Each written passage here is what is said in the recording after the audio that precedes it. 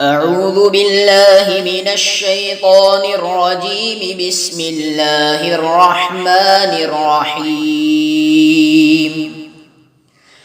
قل لو كان البحر مدادا لكلمات ربي لنفد البحر قبل أن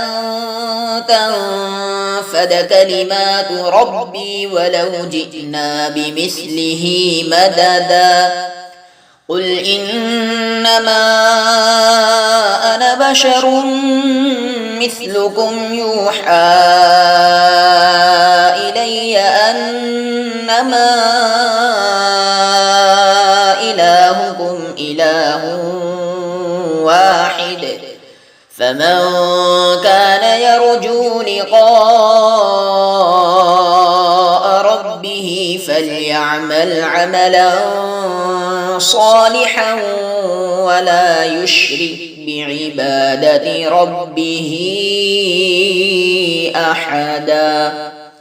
صدق اللہ العظیم۔ سورۃ الکہف کی آخری 2 آیتیں تلاوت کی گئیں۔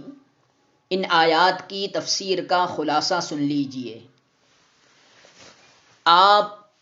صلی اللہ علیہ وسلم لوگوں سے فرما دیجئے کہ اگر میرے رب کی باتیں یعنی وہ کلمات و عبارات جو اللہ تعالیٰ کے اوصاف اور کمالات پر دلالت کرتے ہوں اور ان سے اللہ تعالیٰ کے کمالات و اوصاف کو کوئی بیان کرنے لگے تو ایسے کلمات کو لکھنے کے لیے سمندر کا پانی روشنائی کی جگہ ہو اور اس سے لکھنا شروع کرے تو میرے رب کی باتیں ختم ہونے سے پہلے سمندر ختم ہو جائے گا اور سب باتیں احاطے میں نہ آئیں گی، اگرچہ اس سمندر کے مثل ایک دوسرا سمندر اس کی مدد کے لیے ہم لے آئیں تب بھی وہ باتیں ختم نہ ہوں اور دوسرا سمندر بھی ختم ہو جائے۔ معلوم ہوا کہ اللہ تعالیٰ کے کلمات غیر متناہی ہیں۔ اس کے سوا جن چیزوں کو کافروں نے اللہ کا شریک مانا ہے ان میں سے کوئی بھی ایسا نہیں۔ اس لیے الوہیت اور ربوبیت، خدا ہونا اور رب ہونا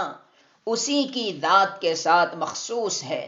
اس لیے ان لوگوں سے آپ یہ بھی کہہ دیجئے کہ میں تو تم سب کی طرح بشر ہوں، نہ خدائی کا دعوے دار ہوں نہ فرشتہ ہونے کا۔ ہاں، میرے پاس اللہ کی طرف سے وحی آتی ہے اور تمہارا معبود برحق ایک ہی معبود ہے۔ تو جو شخص اپنے رب سے ملنے کی آرزو رکھے اور اس کا محبوب بننا چاہے تو مجھ کو رسول مان کر میری شریعت کے موافق نیک کام کرتا رہے اور اپنے رب کی عبادت میں کسی کو شریک نہ کرے۔ ان آیات کے معارف و مسائل سن لیجئے۔ شرک خفی یعنی ریاکاری کی ممانعت۔ سورہ کہف کی آخری آیت میں وَلَا يُشْرِكْ بِعِبَادَةِ رَبِّهِ أَحَدًا کا شان نزول جو روایات حدیث میں مذکور ہے، اس سے معلوم ہوتا ہے کہ اس میں شرک سے مراد شرک خفی یعنی ریا ہے۔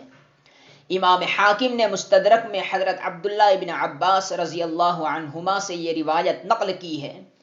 اور اس کو صحیح علی شرط الشیخین فرمایا ہے۔ روایت یہ ہے کہ مسلمانوں میں سے ایک شخص اللہ کی راہ میں جہاد کرتا تھا۔ اس کے ساتھ اس کی یہ خواہش بھی تھی کہ لوگوں میں اس کی بہادری اور غازیانہ عمل پہچانا جائے۔ اس کے بارے میں یہ آیت نازل ہوئی جس سے معلوم ہوا کہ جہاد میں ایسی نیت کرنے سے جہاد کا ثواب نہیں ملتا۔ اور ابن ابی حاتم اور ابن ابی الدنیا نے کتاب الاخلاص میں طاؤس رحمۃ اللہ علیہ سے نقل کیا ہے کہ ایک صحابی نے رسول اللہ صلی اللہ علیہ وسلم سے ذکر کیا کہ میں بعض اوقات کسی نیک کام کے لیے یا عبادت کے لیے کھڑا ہوتا ہوں اور میرا قصد اس سے اللہ تعالی ہی کی رضا ہوتی ہے، مگر اس کے ساتھ دل میں یہ خواہش بھی ہوتی ہے کہ لوگ میرے عمل کو دیکھیں۔ آپ صلی اللہ علیہ وسلم نے یہ سن کر سکوت فرمایا یہاں تک کہ یہ آیت مذکورہ نازل ہوئی۔ اور ابو نعیم اور تاریخ ابن عساکر میں بروایت ابن عباس رضی اللہ عنہما لکھا ہے کہ جندب بن زہیر صحابی جب نماز پڑھتے یا روزہ رکھتے یا صدقہ کرتے، پھر دیکھتے کہ لوگ ان اعمال سے ان کی تعریف و ثنا کر رہے ہیں تو اس سے ان کو خوشی ہوتی اور اپنے اس عمل کو اور زیادہ کر دیتے تھے۔ اس پر یہ آیت نازل ہوئی۔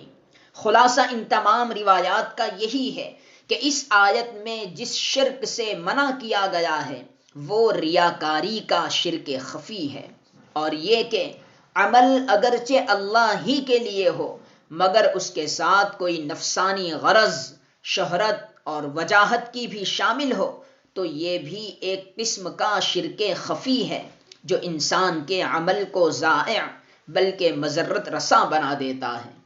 لیکن بعض دوسری احادیث صحیحہ سے بظاہر اس کے خلاف معلوم ہوتا ہے۔ مثلا ترمذی نے حضرت ابو ہریرہ رضی اللہ عنہ سے روایت کیا ہے کہ انہوں نے رسول اللہ صلی اللہ علیہ وسلم سے عرض کیا کہ میں بعض اوقات اپنے گھر کے اندر اپنی جائے نماز پر نماز میں مشغول ہوتا ہوں، اچانک کوئی آدمی آ جائے تو مجھے یہ اچھا معلوم ہوتا ہے کہ اس نے مجھے اس حال میں دیکھا،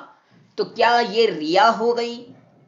رسول اللہ صلی اللہ علیہ وسلم نے فرمایا، ابو ہریرہ خدا تعالی تم پر رحمت فرمائے، تمہیں اس وقت 2 اجر ملتے ہیں، ایک خفیہ عمل کا جو پہلے سے کر رہے تھے، دوسرا علانیہ عمل کا جو اس آدمی کے آ جانے کے بعد ہو گیا، مطلب یہ ریا نہیں۔ اور صحیح مسلم میں حضرت ابو ذر غفاری رضی اللہ عنہ سے روایت ہے کہ رسول اللہ صلی اللہ علیہ وسلم سے پوچھا گیا کہ ایسے شخص کے بارے میں فرمائیے کہ جو کوئی نیک عمل کرتا ہے پھر لوگوں کو سنے کہ وہ اس عمل کی تعریف و مدح کر رہے ہیں۔ حضرت صلی اللہ علیہ وسلم نے فرمایا، تلک عاجل بشر المؤمن، یعنی یہ تو مؤمن کے لیے نقد بشارت ہے کہ اس کا عمل اللہ کے نزدیک قبول ہوا، اس نے اپنے بندوں کی زبانوں سے اس کی تعریف کرا دی۔ تفسیر مظہری میں ان دونوں قسم کی روایتوں میں جو بظاہر اختلاف نظر آتا ہے اس کی تطبیق اس طرح فرمائی ہے کہ پہلی روایات جن کے بارے میں آیت نازل ہوئی اس صورت میں ہیں جبکہ انسان اپنے عمل سے اللہ تعالی کی رضا جوئی کے ساتھ مخلوق کی رضا جوئی یا اپنی شہرت و وجاہت کی نیت کو بھی شریک کرے، یہاں تک کہ لوگوں کی تعریف کرنے پر اپنے اس عمل کو اور بڑھا دے، یہ بلا شبہ ریا اور شرک خفی ہے۔ اور بعد کی روایات ترمذی اور مسلم کی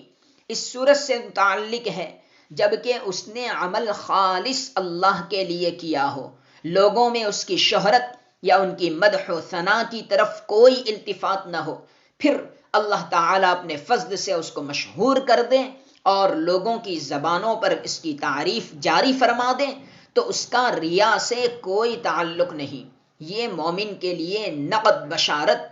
قبول عمل کی ہے۔ ریاکاری کے برے نتائج اور اس پر حدیث کی سخت وعید۔ حضرت محمود بن لبید رضی اللہ عنہ فرماتے ہیں کہ رسول اللہ صلی اللہ علیہ وسلم نے فرمایا کہ میں تمہارے بارے میں جس چیز پر سب سے زیادہ خوف رکھتا ہوں وہ شرک اصغر ہے۔ صحابہ رضی اللہ عنہم نے عرض کیا، یا رسول اللہ صلی اللہ علیہ وسلم، شرک اصغر کیا چیز ہے؟ آپ صلی اللہ علیہ وسلم نے فرمایا کہ ریا۔ اور بیہقی نے شعب الایمان میں اس حدیث کو نقل کر کے اس میں یہ زیادتی بھی نقل کی ہے کہ قیامت کے روز جب اللہ تعالی بندوں کے اعمال کی جزا عطا فرمائیں گے تو ریاکار لوگوں سے فرما دیں گے کہ تم اپنے عمل کی جزا لینے کے لیے ان لوگوں کے پاس جاؤ جن کو دکھانے کے لیے تم نے یہ عمل کیا تھا، پھر دیکھو ان کے پاس تمہارے لیے کوئی جزا ہے یا نہیں۔ اور حضرت ابو ہریرہ رضی اللہ عنہ سے روایت ہے کہ رسول اللہ صلی اللہ علیہ وسلم نے فرمایا کہ حق تعالی فرماتے ہیں کہ میں شرکاء میں شریک ہونے سے غنی اور بالا تر ہوں، جو شخص کوئی عمل نیک کرتا ہے پھر اس میں میرے ساتھ کسی اور کو بھی شریک کر دیتا ہے تو میں وہ سارا عمل اسی شریک کے لیے چھوڑ دیتا ہوں، اور ایک روایت میں ہے کہ میں اس عمل سے بری ہو،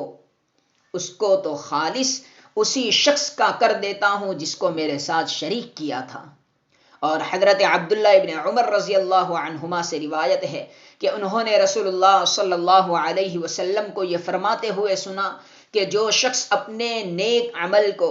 لوگوں میں شہرت کے لیے کرتا ہو تو اللہ تعالیٰ بھی اس کے ساتھ ایسا ہی معاملہ فرماتے ہیں کہ لوگوں میں وہ حقیر و ذلیل ہو جاتا ہے۔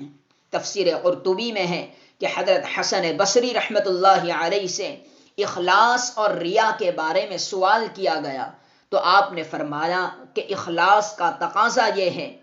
کہ تمہیں اپنے نیک اور اچھے اعمال کا پوشیدہ رہنا محبوب ہو اور برے اعمال کا پوشیدہ رہنا محبوب نہ ہو۔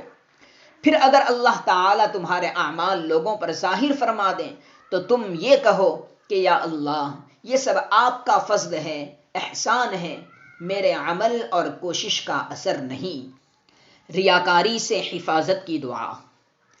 حکیم ترمذی نے صدیق اکبر رضی اللہ عنہ سے روایت کیا ہے کہ رسول اللہ صلی اللہ علیہ وسلم نے ایک مرتبہ شرک کا ذکر فرمایا کہ ہوا فیکم اخفی من دبیب النمل، یعنی شرک تمہارے اندر ایسے مخفی انداز سے آ جاتا ہے جیسے چونٹی کی رفتار بے آواز۔ اور فرمایا کہ میں تمہیں ایک ایسا کام بتلاتا ہوں کہ جب تم وہ کام کر لو تو شرک اکبر اور شرک اصغر یعنی ریا سب سے محفوظ ہو جاؤ۔ تم 3 مرتبہ روزانہ یہ دعا کیا کرو، اللہم انی اعوذ بک ان اشرک بک وانا اعلم واستغفرک لما لا اعلم۔ سورہ کہف کے بعض فضائل اور خواص۔ حضرت ابو الدرداء رضی اللہ عنہ روایت کرتے ہیں کہ رسول اللہ صلی اللہ علیہ وسلم نے فرمایا کہ جس شخص نے سورہ کہف کی پہلی 10 آیتیں یاد رکھیں وہ دجال کے فتنے سے محفوظ رہے گا۔ اور امام احمد، مسلم اور نسائی نے حضرت ابو الدرداء رضی اللہ عنہ سے ہی اس روایت میں یہ الفاظ نقل کیے ہیں کہ جس شخص نے سورہ کہف کی آخری 10 آیتیں یاد رکھیں وہ فتنہ دجال سے محفوظ رہے گا۔ اور حضرت انس رضی اللہ عنہ کی روایت یہ ہے کہ رسول اللہ صلی اللہ علیہ وسلم نے فرمایا کہ جس شخص نے سورہ کہف کی ابتدائی اور آخری آیتیں پڑھ لیں تو اس کے لیے ایک نور ہو جائے گا اس کے قدم سے لے کر سر تک، اور جس نے یہ سورت پوری پڑھی اس کے لیے نور ہوگا زمین سے آسمان تک۔ اور حضرت ابو سعید رضی اللہ عنہ سے روایت ہے کہ رسول اللہ صلی اللہ علیہ وسلم نے فرمایا کہ جس شخص نے جمعہ کے روز سورہ کہف پوری پڑھ لی تو دوسرے جمعہ تک اس کے لیے نور ہو جائے گا۔ اور حضرت عبداللہ ابن عباس رضی اللہ عنہما سے ایک شخص نے کہا کہ میں دل میں ارادہ کرتا ہوں کہ آخر رات میں بیدار ہو کر نماز پڑھوں مگر نیند غالب آ جاتی ہے۔ آپ نے فرمایا کہ جب تم سونے کے لیے بستر پر جاؤ تو سورہ کہف کی آخری آیتیں قُل لَوْ كَانَ الْبَحْرُ مِدَادًا سے اخیر سورت تک پڑھ لیا کرو، تو جس وقت بیدار ہونے کی نیت کرو گے اللہ تعالیٰ تمہیں اسی وقت بیدار کر دیں گے۔ اور مسند دارمی میں ہے کہ زر بن حبیش رحمۃ اللہ علیہ نے حضرت عبدہ کو بتلایا کہ جو آدمی سورہ کہف کی یہ آخری آیتیں پڑھ کر سوئے گا تو جس وقت بیدار ہونے کی نیت کرے گا اسی وقت بیدار ہو جائے گا۔ عبدہ کہتے ہیں کہ ہم نے بارہا اس کا تجربہ کیا، بالکل ایسا ہی ہوتا ہے۔ ایک اہم نصیحت، ابن عربی رحمۃ اللہ علیہ فرماتے ہیں کہ ہمارے شیخ طرطوشی رحمۃ اللہ علیہ فرمایا کرتے تھے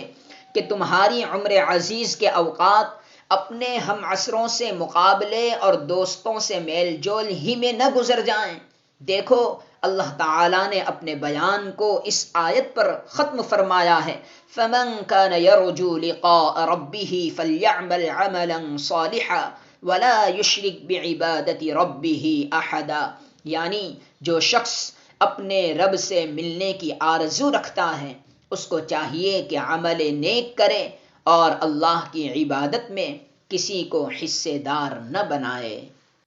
سبحان اللہ وبحمدہ سبحان اللہ العظیم.